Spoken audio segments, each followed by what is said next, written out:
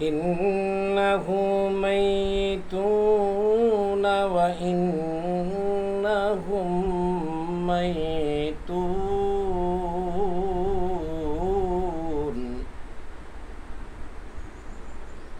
मौत को तुम दूर न समझो, मौत है हरदम करीब। तुमको महलत ना दी जाए लबे लाने के लिए, तुमको महलत ना दी जाए लबे लाने के लिए। यहाँ हम सब मुसाफिर हैं, वही आखिर ठिकाना। कोई आगे रवाना है, कोई पीछे रवाना। ভাইরা আমার, যিনি মৃত্যুর খবর নিয়ে আসবেন তিনি একদিন মরে যাবেন। আমরা যারা আছি দুনিয়াতে তারাও একদিন মরে যাব।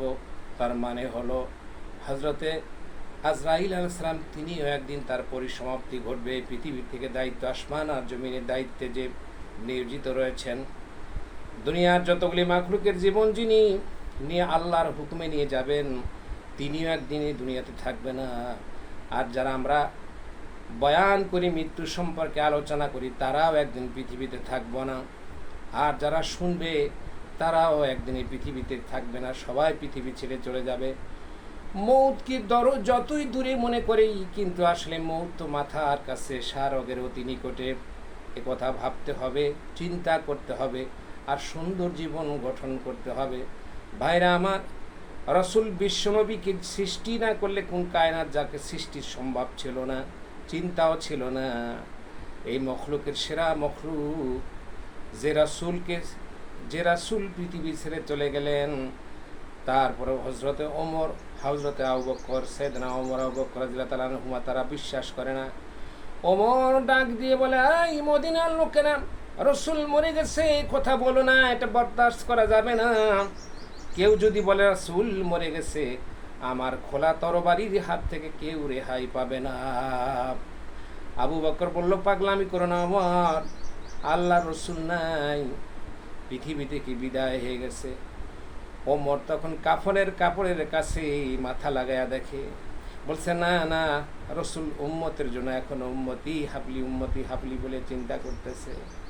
শোকে ঝরঝর কাঁপে থরথর এরিয়া নবীর লাশ, বেদরদিল আজরাইল কান্দে ফেলিয়া দীর্ঘশ্বাস।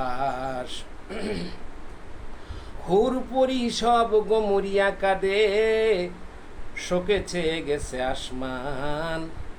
আব্বাজান বলিয়া কাঁদিছে ফাতেমা দুলালী মেয়ে। ইমাম হাসান কান্দে, হুসাইন কান্দে, নানাজি বলে ডাকবো কারে।